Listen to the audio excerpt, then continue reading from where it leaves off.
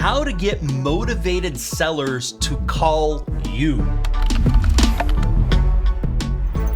I had a lot of success early on in my career with cold calling. I would call endless lists, like for rent by owners or people that were looking at getting rid of their house for some reason or another, like zoning violations or evictions, buying properties from landlords. As a matter of fact, I would have two phones and I would dial on both sides waiting for someone to actually answer. But since that time, a lot has changed, and I've discovered there are some more effective ways to do this.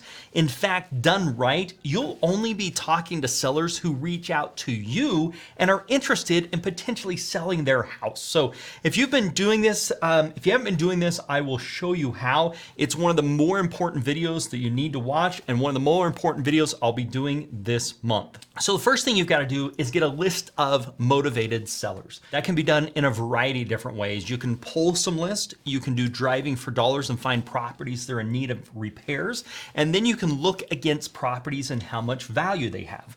Now, the way that you do that is what's called an AVM, Automated Value Management System. What that does, it's something that banks and credit unions will use from time to time to double check on some of the appraisal values and make sure they're in the realm of possibility. Now, is an AVM exactly what the property's worth? No, it's not. You still need to do your comps and all your due diligence, but that can take you a half hour to an hour, and spending that amount of time on a property you don't even know if you're going to be buying will cut down your availability and your ability to make offers. So we want to speed that up drastically. So the first thing you're going to do is get the AVMs. With that, then you are going to look and compare that against what's called a reverse amortization. Reverse amortization is basically saying, what year did they get the loan? And what was the average interest rate that year that they got the loan?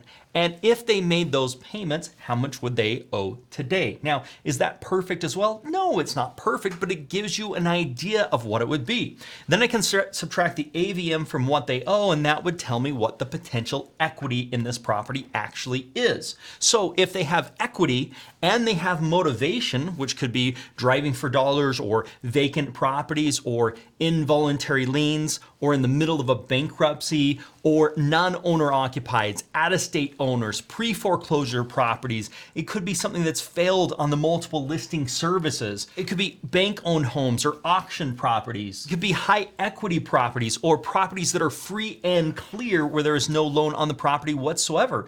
It could be somebody that's owned the property for a long period of time, or it could be someone that's more elderly that is probably going to want to be making a move or selling that property. It could be somebody that's going through a divorce. It could be somebody that has property tax delinquents where they haven't been paying their property taxes. And it could be pre-probate, people that have passed away and the land property needs to go through some sort of probate. So that's a variety of different ways to find motivation. And we talked about how to find equity, which is the AVM minus the reverse amortization, gives us a good idea of how much equity is in the home. These other aspects give us an idea that there probably is some sort of motivation. Now, will every single one of these people want to sell? No, they won't. But what we're trying to do is get closer to the ones that are, okay? Then the next step that we're going to do is we are going to market to them. Now, if you want to have these motivated sellers calling you, you've got to reach out to them with effective marketing. What you can do is send a postcard or send a letter to them. I prefer postcards. They're a lot less expensive to send, and the postcards do a fairly good job as long as you're going after the right people that have the ability and some form of motivation. Then what happens is you put on there a phone number for them to call. They then call that phone number, and it's a voice recording that says, "Hey, thank you for calling. My name's Ryan. I help solve real estate problems and situations. I can purchase properties in any area, any condition, and can work on price. So leave a message if you're interested in selling. Please give me your address and the best phone number to reach you." And then what happens is I don't have to talk to them right away. What I can then do is look at that.